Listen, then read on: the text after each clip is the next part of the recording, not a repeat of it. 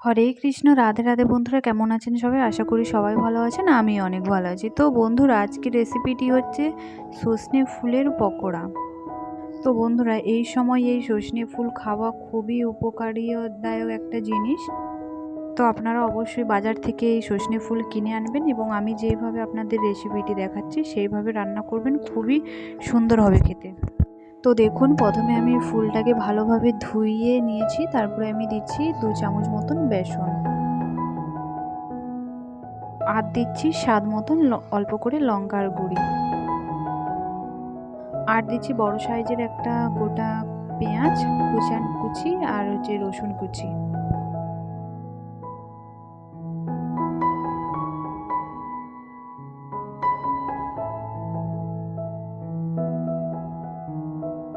আর দিচ্ছি অল্প পরিমাণের ধনেপাতা কুচি।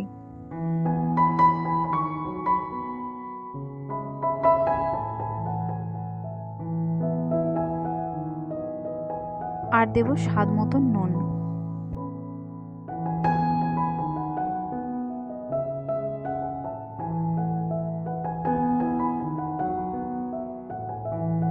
দিয়ে সবগুলো এরকম শুকনো শুকনো করে প্রথমে ভালোভাবে এরকম শুকনো শুকনো করে মাখিয়ে নেব।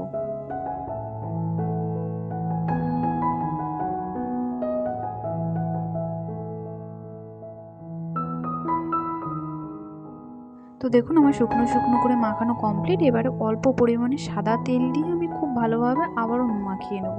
তারপরে অল্প পরিমাণের একটু জল দিয়ে খুব ভালোভাবে পকোড়ার সাইজে যেরকম মাখে সেরকম খুব ভালোভাবে মেখে নেব। তো দেখুন, আমার মাখানো একদম কমপ্লিট। তো চলুন এবার এটাকে ভাজা যাক।